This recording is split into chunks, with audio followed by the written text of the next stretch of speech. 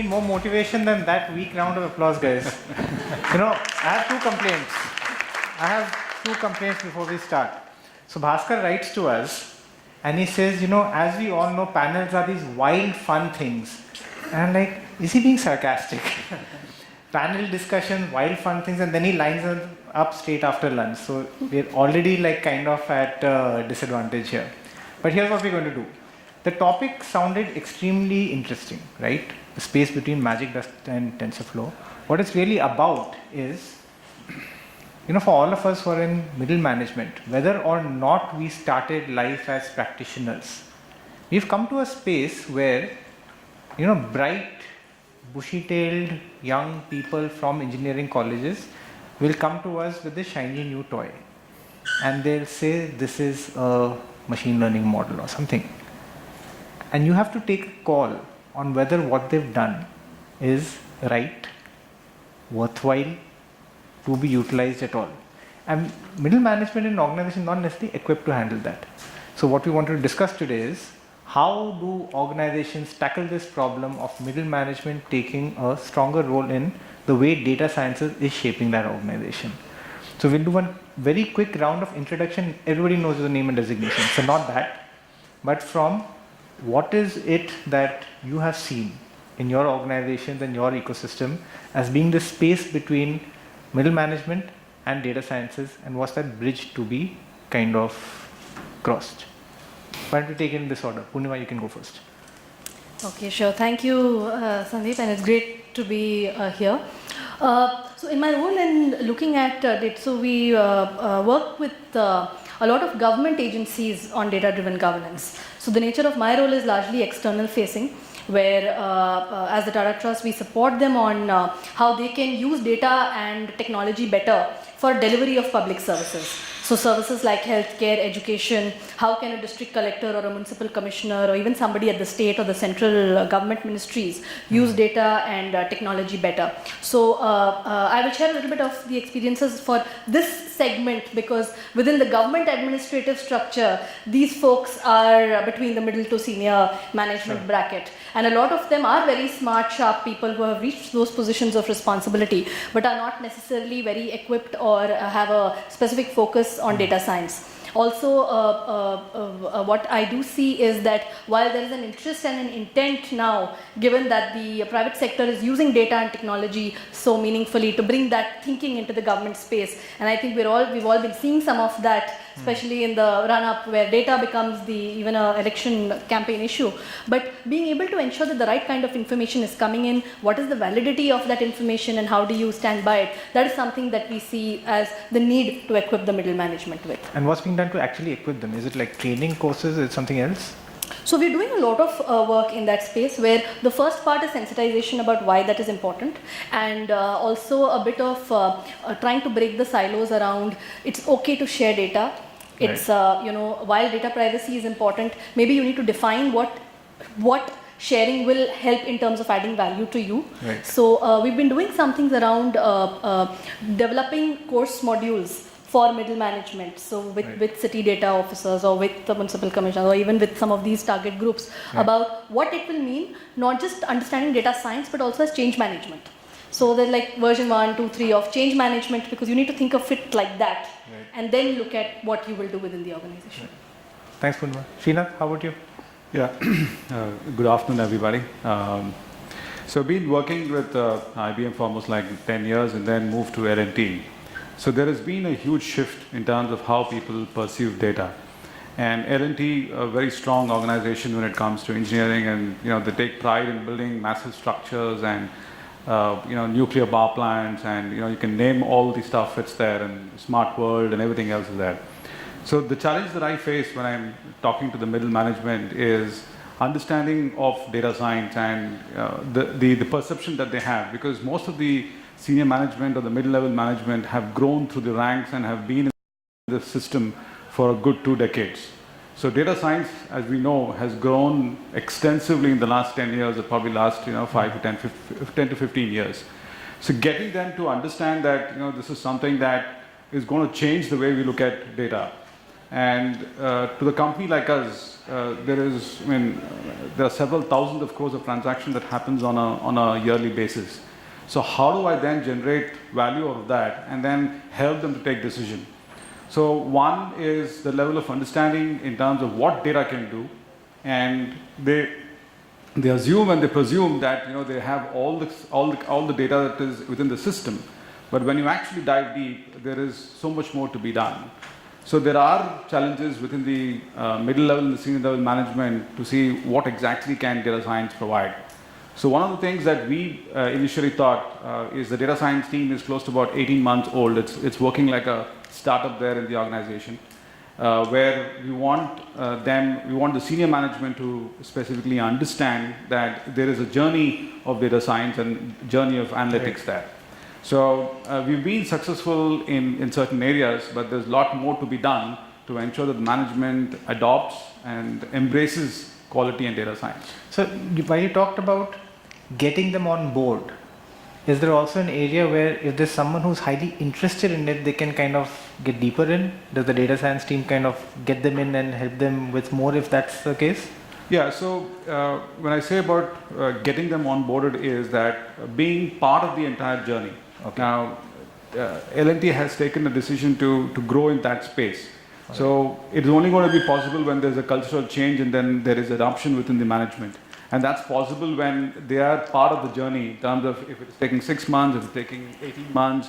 So if they are part of one of the key projects, then they understand the challenges that they go through because lack of data or probably modeling or the other challenges that we go through.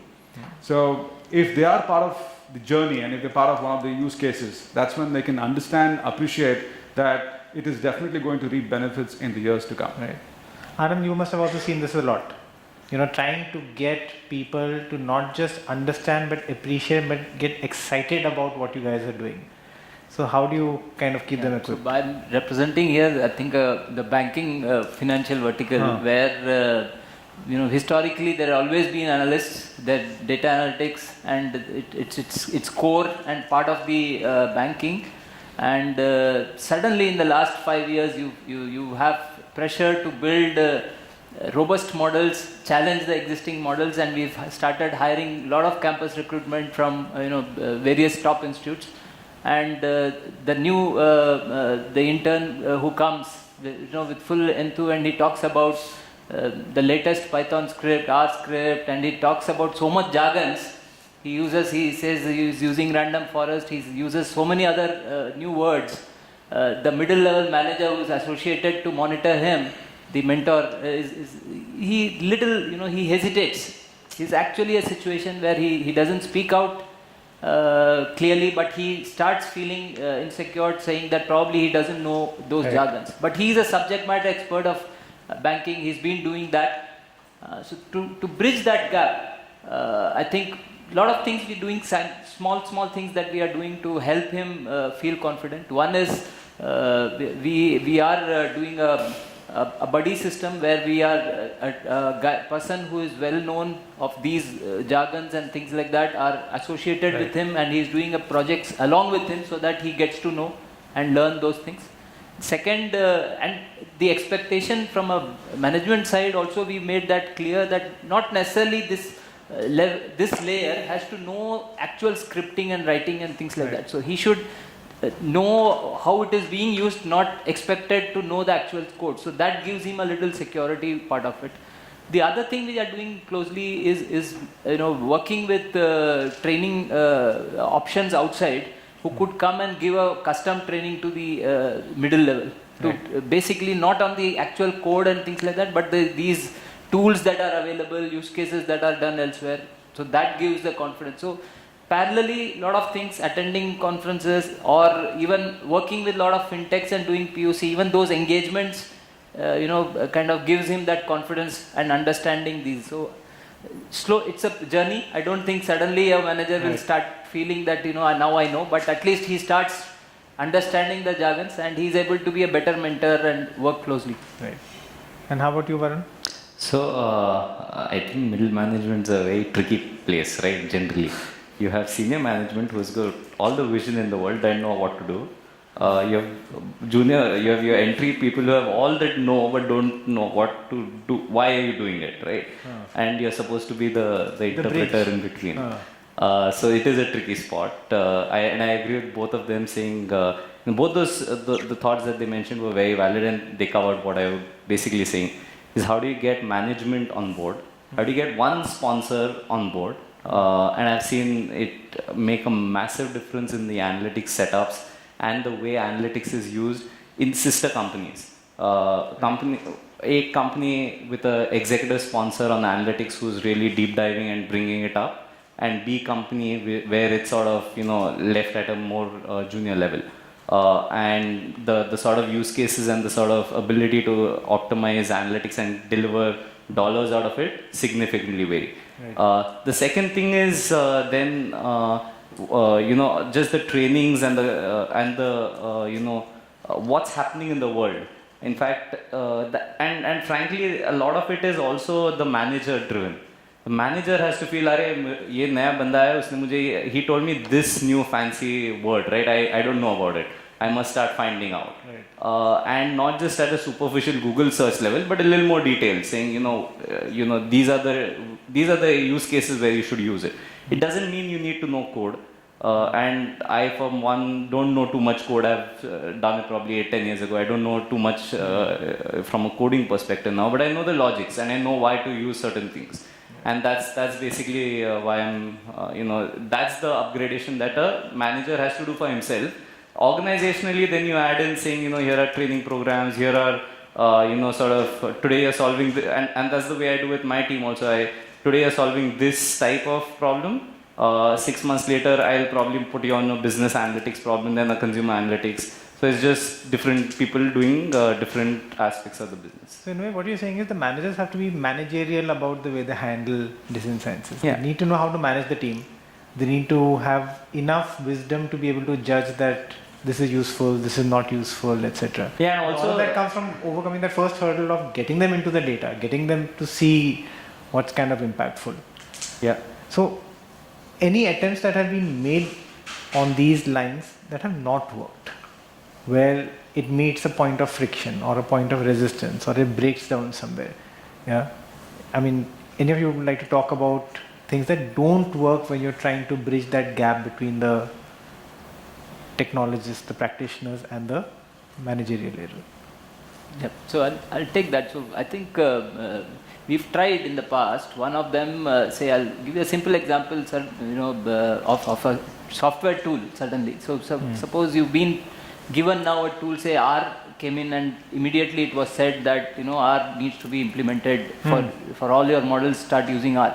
And we have a server model connected on R and let's start implementing. And bulk of your team, I would say, were, experts in SAS and SQL. Right. So the moment they said, SAS is not coming, but R is something you'll have to live with for next few years. And there was a training given immediately on R. People don't express, but you can make out very clearly is that I'm not getting it. So it's not as simple as a SQL. It's not just SQL and R are little different from a coding perspective. So these are areas where you need to figure out as a manager that, okay, fine, some things may not work. Right. You can't just ask tomorrow to change everybody into a different and there are other tools similarly. I think mostly the problems had come when there were tools and platform changes. Okay. Suddenly from a thing that he is very used to and hands-on and expertise to something else which he feels little difficult, because the other point also is the middle layer is generally 10 plus years experience. They are in end 30s, early 40s. Now you suddenly give them a completely new tool to work with, and that resistance had come. Right. Where we did little failure, I would say. But then, the advantage was bridge a lower layer of interns and this and that which will work along with this manager and then show a success, and that worked. Right. And Pune, it can't be that it's not challenging the government sector. So what are things that have been highly challenging there? So I'll give an example of one of the projects that we did, and where we were working with the government of Maharashtra on bringing together data sets from different departments onto one common portal.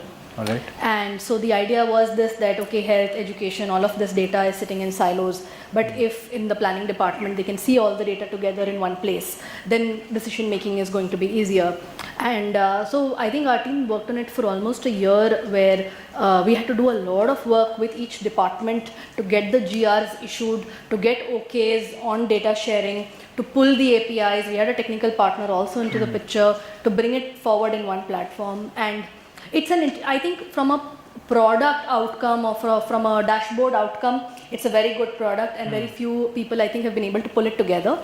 But from the administration, people are not using it. Okay. So if I am not having people from the department actually using it, then it becomes a challenge that from an outcome perspective, it has not been so effective. And I think for us, some of the learnings on this was, one, getting the what kind of data do they want to see on a regular basis to be able to take a decision. So to some extent it became what you all were sharing in the earlier session, that this data is easy to get, it is easier to process, the other data is not there. Right. So then ourselves and also our vendors, we were focusing on that. What's easy? That okay, this is easy, okay, Right. so I get agri data which is more regular, or I'm getting rainfall data which is there with the Met department, but that data in isolation is not something which the decision maker needs. They maybe need a triangulation, and so what are those decision problems? And so I think instead of trying to do multiple departments at the same time, if we had focused on two with 2 or 3 problem statements, spent our energy, because we spent a lot of energy and money as well. If we had focused our energy just on that, built certain use cases, shown them that this works, that was one. 2 is, I think, also the platform, we were running the platform. I think, and this is what we are doing in many cases now going forward. 1 is define the problem and keep trying to hit at a decision which works for them. But 2 is also making sure that whoever is going to use the platform owns the platform. So we had a steering committee which did not meet often enough. So now onwards, if we are in projects, we are insisting that no, the steering committee has to sign off on some of those things. You know, who from your team is going to take the handover of the platform? So building those things that we move on to the next phase only if these checks are being met.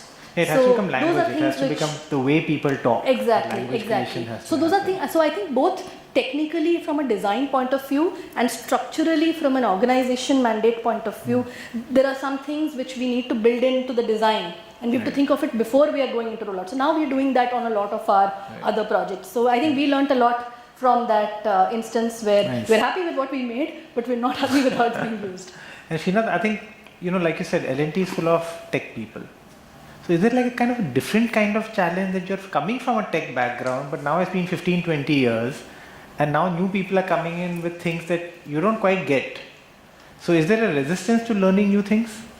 Or are tech people kind of more amenable and they say, okay, I'll pick it up? I think there's, in terms of resistance, because if you look at the way the structure is in the organization, it's pretty hierarchical. And what happens is when a new technology or probably a new system is introduced, there is going to be certain pushback in terms of how do I adopt this? Is it really going to change the way I'm going to look at things? And I wanted to share a use case that we worked on. And when we delivered the results, we were more technical, and we were talking about in terms of statistics, in terms of saying, okay, how this tool is being used and what statistical tool or algorithm that we used, and then what is the results that we're able to derive, and how and why should we go ahead with this particular solution that we proposed.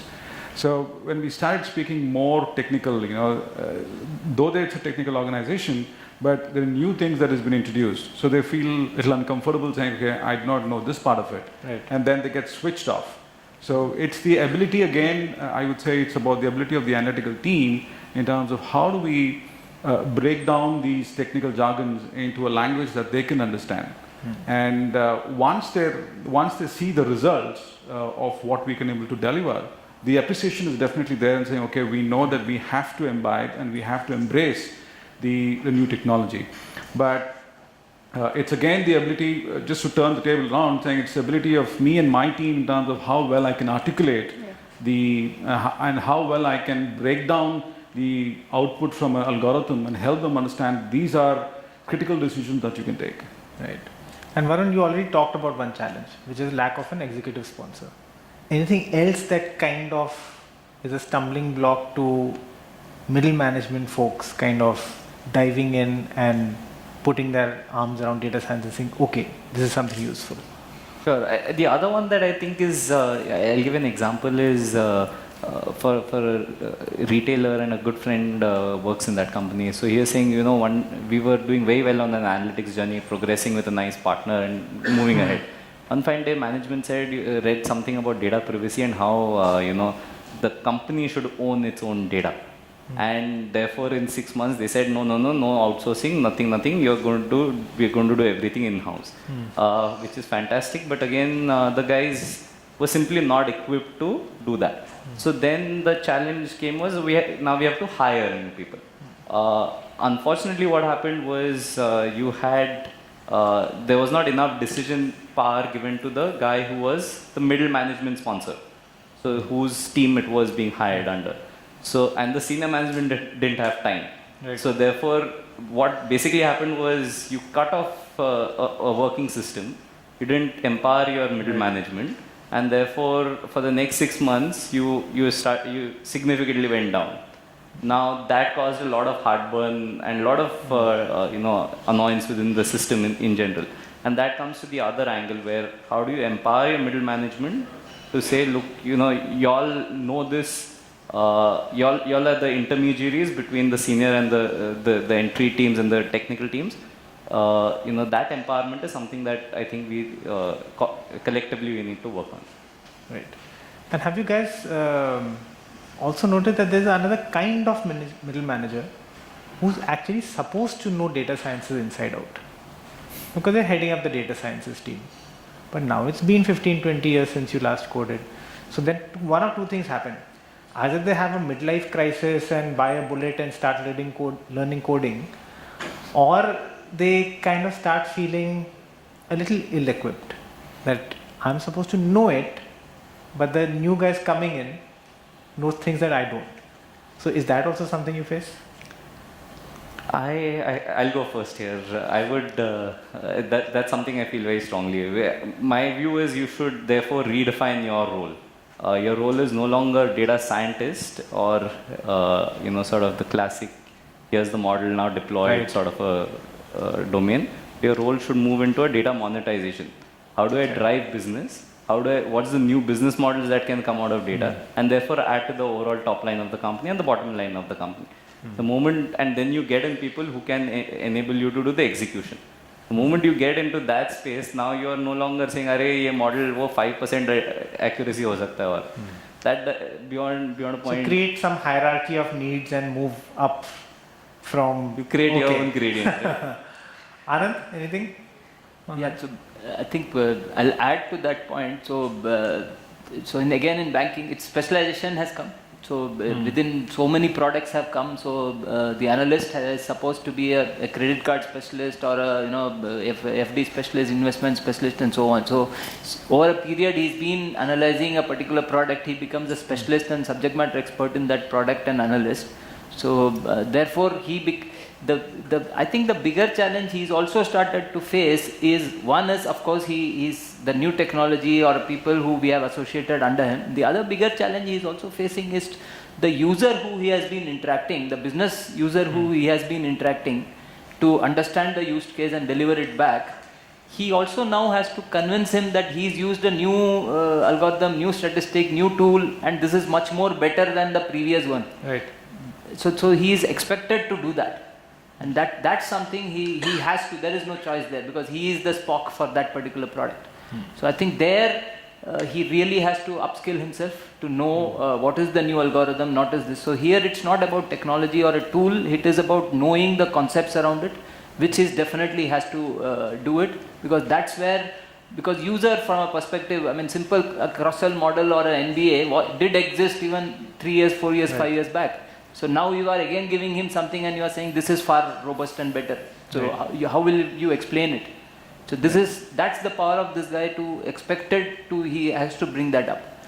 I think one thing also we've added, I think most organizations would have done, is our induction programs and training programs wherever we have within the domain, we've started one separately only for analytics, especially for senior management. So every senior management has to go through a analytics program, and every new entrant also we have in their, like, whatever they call induction program, we have a module of analytics there. Is there then any other place out here? Would L&T have something like that as part of induction that you have to go through analytics? Not necessary, but there was plans in terms of saying introducing analytics to the management.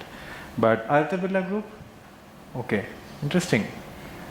yeah. I think it's an opportunity which organizations should. So okay, so let's just look focus at. on that part of No, it. second thing is, you know, if there is somebody who's coming up with a new, better skills, there is something that we can also appreciate, saying, okay, here is, look, I probably have to pull up my socks, right?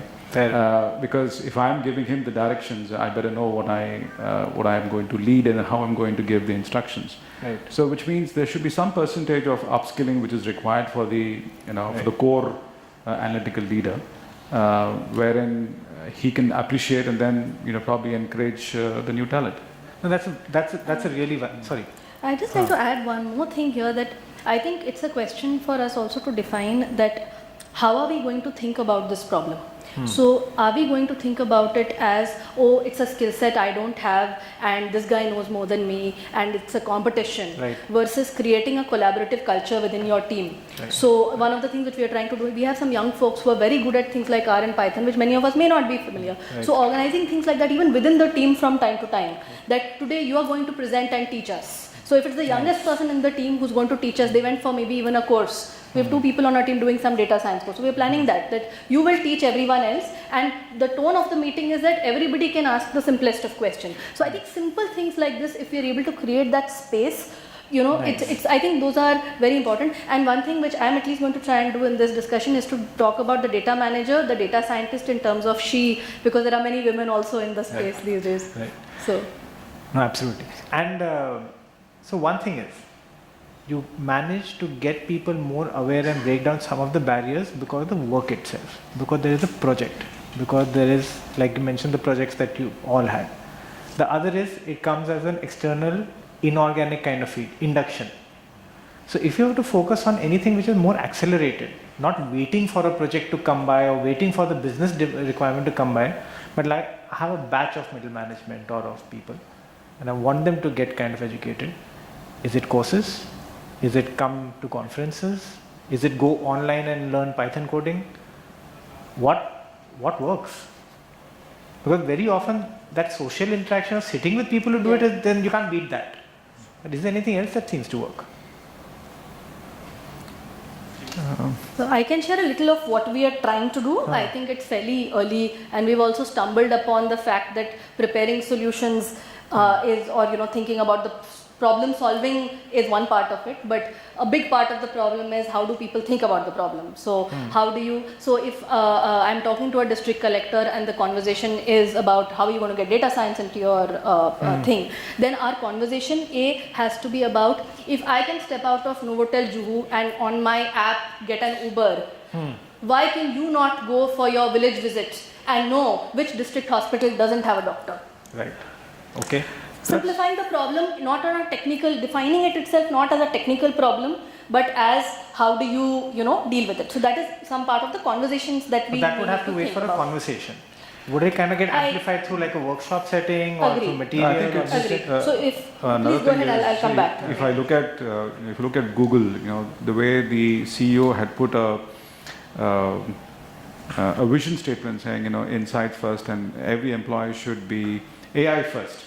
Now again, it boils down to the culture of the organization in terms of what is that he is driving. Now, if a CEO is talking about AI first, and ensuring that every level in the organization is aware and understands AI, that's a different ballgame altogether, because that's a cultural drive that you have across the organization. Now, but if there are organizations which are talking that language, then it makes sense to invest and say, okay, this is the amount of time, and here is the level of maturity that the manager should have in data science. Right. So that again boils down to what is the culture of that organization. That's top down there. It's culture that is set. That can be inorganic, because if you know that's the culture of the organization, you have to pull up your socks and kind of get yourself there. Sandeep, I have a question. Yes, sure. Is this the right time? to ask a question? Anytime is the right time. So, hi, my name is Apurva. I am a founder of Imaticus Learning, and I think this is the right panel for me because we kind of do trainings for both, and we understand both the sides of the coin. The students or 0 to 4 years experienced people who come to us to get upskilled, reskilled, as well as the customized training solutions that we give to corporates, mainly banking and financial services. The concern or the question that I have is, without giving a name, we do this training program for 250 fresh IIT graduates for a global bank present out of India. And this is a 6-week program. They spend more than $400,000 doing this. Very well set program for past 2 years. Very nice program, domain, technology, everything. Last year we went up to them and said that, you've been doing VB, Java, all these things. Allow us to introduce data science, a little bit of R, Python, RPA, because you have RPA projects going on. The mid-level here was extremely intrigued, and they were like, yes, because these are the fresh guys, 2, 3 years, 5 years down the line, they will be working on similar projects. Whereas the senior VPs and the MDs were like, boss, we don't get projects in such advanced technologies. We want people to learn core Java. So please do 5 weeks, 6 weeks of hardcore training, which we have been doing for past 10 years, and just move on. And it was very difficult for us because these were the guys coming from New York and London, and they said that this is how it works here. We are a global bank, so thank you very much, but we don't want to do this. So how, and after 2, 3 years, these are the same IIT grads who will leave this bank for better prospects, because they will be like, we don't want to code in Java, we want to learn new technologies, RPA, so on and so forth. How can we as a training service provider convince these kind of top layer people that where the world is moving, where the new age tech is coming, new age banking tech is going, and why they should embrace it? Guys? So I'll take it. In fact, I was in my chat in between in the lunch, I said that one of previous Cypher, when I had attended, I had met one of the training academy, and from there I immediately picked them, and we had a custom training conducted for all our unit and a long-term association. We've done that 2-3 times. After this. So definitely required, and as I said, I mean, that's the only way to scale up, and the training has to be custom because these are a little middle level people and a little senior level. Obviously they need a different type of training compared to a longer program, and also these are people who you cannot, at the same time, if you say the entire analytics team has to go for a 3-day, 4-day, my BAU work will get impacted. So, so the program has to be in a way that I can only, few of them can go and things like that, right? So all that has to be managed. But yes, definitely required, people are embracing, and as I said, the senior management also, we have a different set of program so that they are well versed with what's happening around it, how fast it's moving, right? So yeah, it's a kind of surprising situation because senior management more often than not tends to rely on the judgment of the next layer to say what is it that you need. And with the acceleration of change happening in this field, it's almost surprising that some would say, no, we don't want to go with where everybody is already boldly gone. It's not even new anymore. We were just chatting before this saying that 3 years ago, a conference like this would be talking about how to do clustering in using K-means. You don't even say that anymore. The world has moved on from that conversation to ensembles and completely new ways of doing things. So it's just strange. On a lighter note, we work with Bank of Baroda, which is a public sector bank, and then there is another bank, and Bank of Baroda has taken up data science on a very aggressive line, whereas there is this another public sector bank, and we didn't want to do this, but we still did because we are in the business of training. The senior management called us and said कि एक दिन का training program कर लो, ये सब बहुत सुना है आजकल AI ML नया आया है, तो management को जरा ये समझा दो होता क्या है. And we literally did a program for senior management with these jargons and glossaries and telling them what's happening around. So, Okay. Anyway, thank you. No, not at all. So should we kind of take questions now? Since we've already kicked that off. Anyway, anything, maybe one last point if anybody wants to kind of address it. is there a difference in mindset and approach of senior management versus mid management? Is senior management, do they think about it differently? No, the senior management definitely understands, acknowledges that there needs to be a change. There needs to and be in the future, it's definitely going to be analytics and it's going to be data-driven organizations. So there is understanding and acknowledgement that we need to invest in AI. Right. I think that's probably going to be a common theme. Any counter to that? I think everybody's bought into the In future. fact, they've gone one step ahead and everything is now asked at real time. I mean, if you go with any project, you say that I'll take 15 days, it's like... No, it's not just that. It has to be real time, it has to be AI. AI, real time, everything. I mean, I think senior management are pretty much clear there. You missed one thing. If low you can cost. throw some Low blockchain cost. in also. Low that- cost real time AI. And All right. some version of blockchain also. All right. Okay. All right. So maybe we can take questions about anything. Or maybe even if anybody wants to share an experience where, you know, you've been in the position or someone in the organization's been in the position of middle management needing to kind of get their heads around what is happening new in data sciences. Yes. Hi everyone. So quite recently I saw a job description from a reputed organization, and JD says we are looking for someone with 15 plus years of experience in data science, hands-on with Python, and have experience in implementing RPA solutions, bots, etc. Do you think it's practical? There are such rare creatures, they do exist. I'm sure there's some of them in the room. They are rare. When you find them, you cuff them to one of the posts in the organization and you never let them leave. No, but on a serious note, I think there needs to be clarity in terms when it comes to, you know, the job description itself. And people in that field definitely understand that, you know, when you are looking for somebody in data science, you have to be more specific. Exactly what are you looking for? Are you looking for a machine learning engineering? Are you looking for somebody with data engineering, or, you know, completely with certain skill sets? Yeah. But Sorry, people who, because I'm interviewing a lot of people there, and I come across the same thing. Again, it depends on how we define the job description. Yeah, and it's not an invalid ask also in many cases, you know, because the people that you're getting in from a campus or with not too much experience, they also need to know how else they could do things. They also need to know how they could code better so things run faster or work better with other systems. So you need some people who are hands-on and can guide them on that. Even if they're not sitting and coding every day, they're hands-on enough to be able to give good guidance. That's true. Is a valid ask sometimes. So I have like stored the screenshot for myself so that I can remind myself, yes, this is something you might have to do in the future. Thank you for your answer. All right. Hi. Hi. Hi. I'm Ashish from National Stock Exchange. Hi, Ashish. Hi. I have a kind of, I'll give you a situation and then I'll ask the panel to answer that. So I represent an organization which is in a way driving the innovation and also at the receiving end of innovation. Right? We have the management which has started from the, you know, the crowded rooms where the people used to trade. Now we are looking at advanced tradings happening.